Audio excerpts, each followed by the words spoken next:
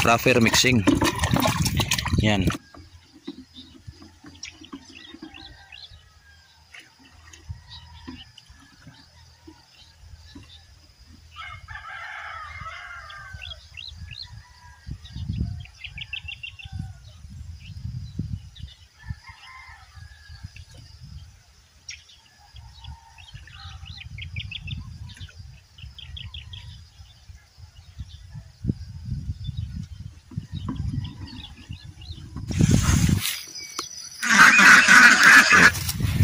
Dali lang. Napakasimple.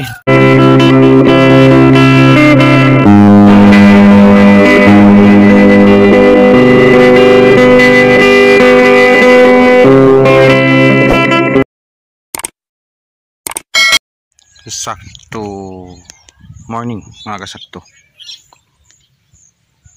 Update tayo sa ating Litos Icebird. So sa ngayon nagbigay tayo ng tatlong pagkain o third fertilization. Ano ba yung itsura pag pwede ng pakainin ng pangatlo? So sa atin hindi tayo nagbase sa itsura, nagbase tayo sa edad.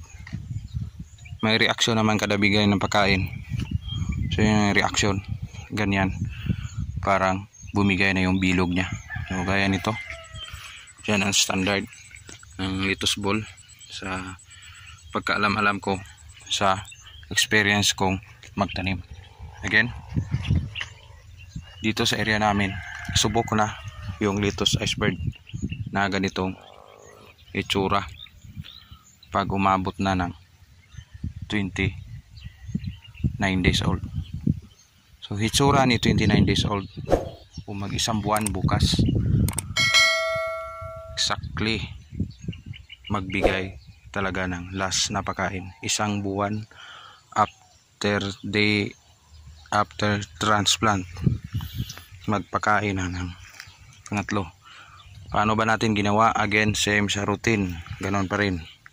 Doon ating imbakan, abono, at tinatransfer dito sa ating improvised container, tapos idinidilig bawat isa sa kada puno.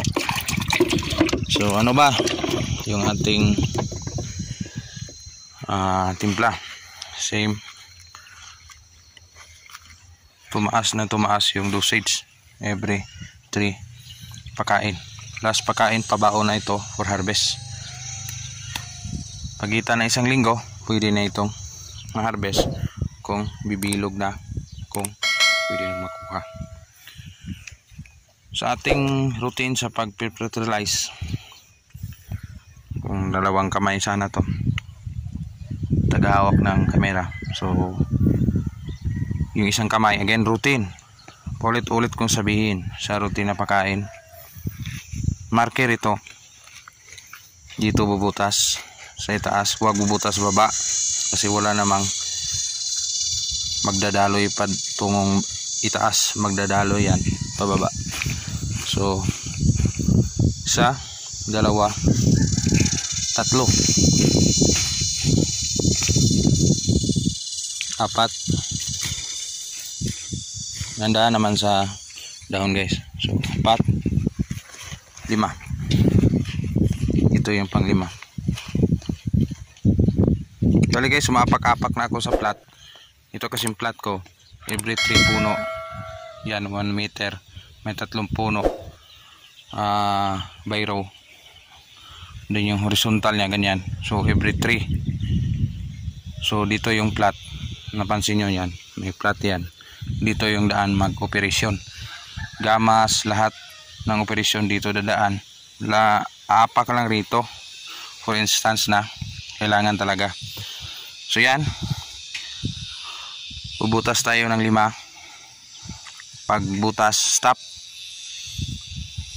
and then kukuha kayo ng abono. Again, sikreto sa magandang result ni fertilizer ay synthetic commercial fertilizer, kung anong term sa lugar nyo.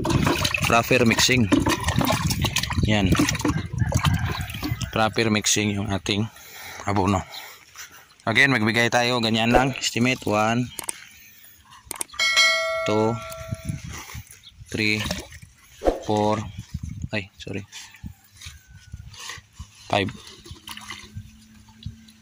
So sa pagbigay ng pagkain, ingat din kayo sa dahon. So ito yung ginawa ko kaninang umaga.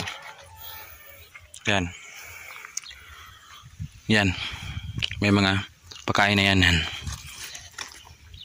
Yung mga damo, huwag intindihin yan, kasi by the next week tatangkad yung damo, tatangkad naman yung ating litos. So pwede na yung harvest. May mahuli dyan, pero yung iba still may makuha talaga dyan after katatlo mo siyang pakainin. Ano ba yung katangian ni litos pag maulan, yung rainy season?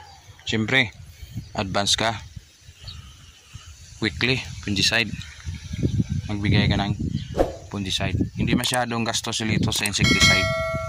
Si litos, yung kain niya is yung fungicide pag maulan. Pag mainit naman, save na save kayo, kasi patubig lang ng patubig. Yung insecticide still normal pa rin, pero tumataas talaga yung insekto pag mainit. So yan. So may natunan ka naman kayo sa ating episode ngayon. Katatlong pagkain ni litos as bird, pabao na papuntang merkado kung aabot nata. So salamat sa mga taga-subaybay at continue nanonood sa ating video.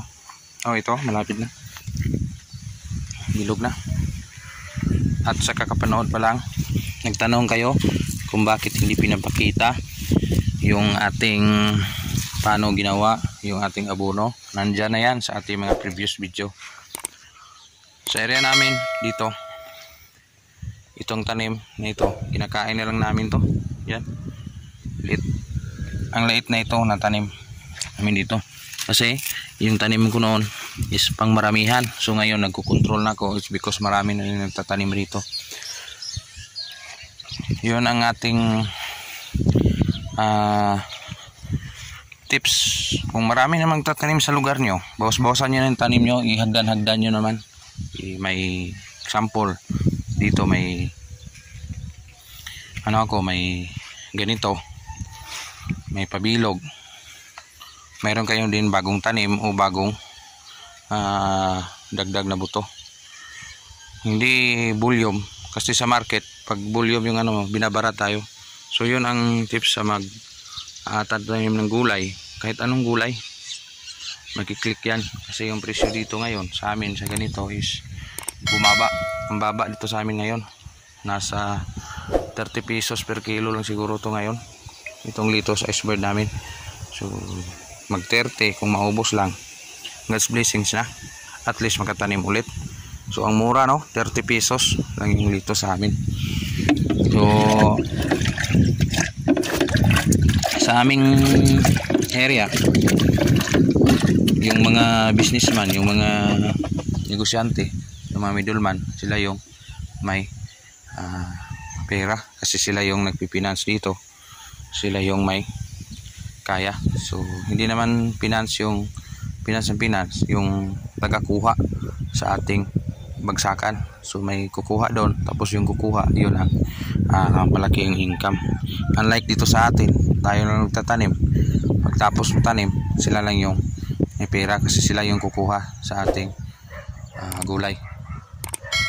So yan lang muna, konting update dito sa ating area, Canlaon City, Negros Oriental. Still magpasalamat at sa kapapasok pa lang na nanonood sa ating channel Insakto TV.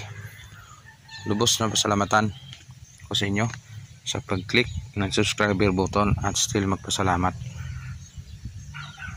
Again, walang nakakahula kung anong panahon. Kung para sa inyo yan. Salamat, Insakto TV.